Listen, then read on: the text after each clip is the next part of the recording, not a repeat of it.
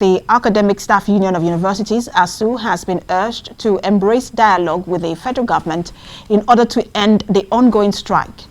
ASUU has been on strike since February the 14th due to several unresolved issues, one of which is the union's insistence on making use of the University Transparency and Accountability Solution, UTAS, as a preferred payment option, now instead of the Integrated Payroll and Personnel Information System. Joining me now to speak about this matter is Public Affairs Analyst Muyiwa Ogunlaja. Good to have you join us. He joins me here in the studio. Good to have you join us. Thank you, my dear. So let's take it from a different angle. This matter has been on. We've seen the bickering between both parties, that's ASUU and the federal government. The federal government saying, look, we simply don't have the money. We can't pay you. And ASUU saying, if you don't pay us, we are not going to get back to the classroom. But there is now a different dimension where the Nigerian Association of, National Association of Nigerian Students is saying, if you do not fix this issue, the national primaries of the APC and the PDP will not hold. We will scuttle it. And that's a threat they are going with. I just want to get your thought on that.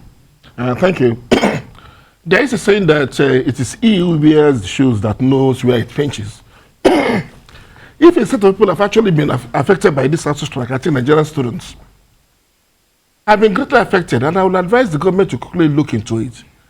If the students are saying that they are going to embark on another hashtag end ASUU strike now, and they promise that it will be more than 4 strikes, that even the devastated hashtag NSAS will be child's play where that will be. And they promise to start with the primaries of the two parties that will be greatly disrupted. Well, I wouldn't say that threats should be a way of getting government consent, government attention, but where one has been pushed to the wall, they will do that. Imagine that the graduates who have been at home for almost 3 months, doing nothing. Most of them are now phone doctors. They learn how to make phones. And let's not forget that there was 9 months, I think there was about 9 months, or almost a year strike before then. Those who are not phone doctors are just roaming the streets. Our women have been, the ladies have returned to what I will call what they will not want to be so as to survive. And what is annoying is that their colleagues who are from privileged homes are overseas studying. So, is it a crime to be from a poor home?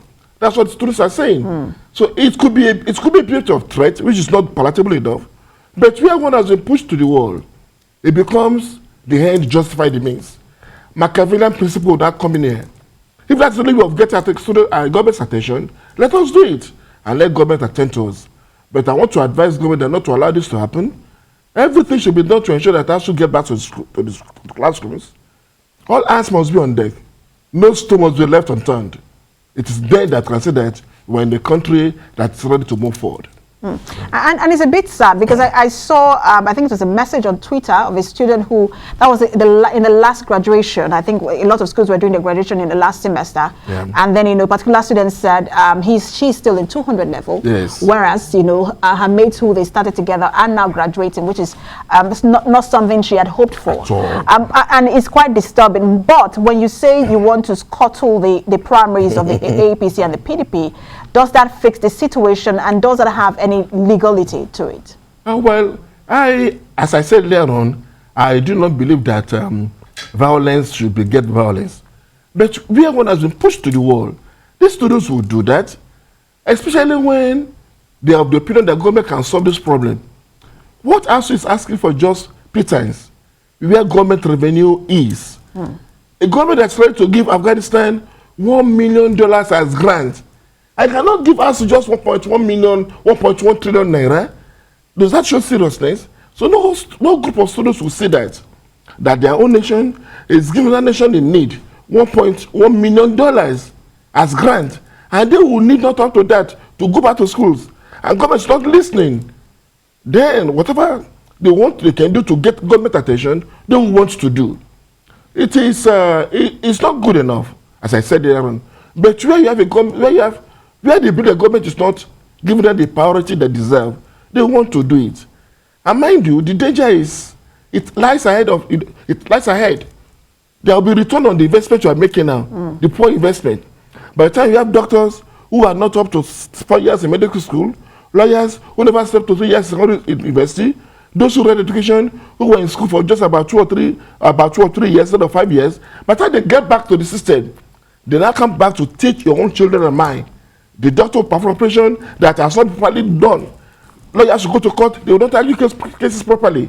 Those who go to school to teach will not be there. They are not grounded.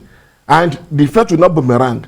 Then you'll have the blind man leading blind people. Because after situations like what we usually see is the fact that by the time they get back to school, there is a rush. They are starting exams. There's a rush to, yes, the rush to conduct exams, and then the semester syllabus is not followed, which is a challenge because again we're having half-baked graduates and we continue to complain.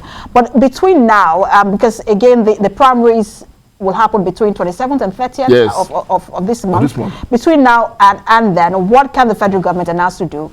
And do you think that ASUU should also reach some level of compromise because they're saying, look, it's all or nothing? Well, actually, before the announcement of $1 billion grant to Afghanistan, ASUU had wanted to sort pedal. Okay, maybe government was not actually having this money. But if you have repeated the government was not having that money, and this state government is raising $1 million, then that money is there. That could be a bit annoying, especially when you have a government that is constructing railway from Lagos to Niger, to another country entirely. It's annoying, but that's not to say that we should just close our eyes. There is a saying that if you close your eyes because of those who are bad, the good ones will pass by and you will not know. So I want to appeal to us that they should act like parents. They should be parents-like. I don't think most of them are opportune to send their own children abroad. Some of them are not opportune to send their children to private schools, private universities. So let them see reason and say, okay, let it be a sacrifice on their part. That if government can just play the ball a bit, let us go back to classroom for the sake of these children who will become leaders of tomorrow. And mind you, it is where you groom them now. That's where they will govern when they become leaders of tomorrow. So if they are not properly groomed, then they cannot govern properly, and it will boomerang, and the entire nation will suffer for that. Absolutely, and if those primaries are scuttled, it means that we have to reschedule our timetable all over again for the elections. Yes, because the 1 year will also have been scuttled as well. And it might be the beginning of another. Absolutely. Another what I will call temporary government. I don't want to use the word. And we have to, well, a lot on this issue. We'll see how it is resolved. Thank you so much for talking to us. Thank you, my dear. Public affairs analyst, Muyiwa Ogunlaja. Thank you.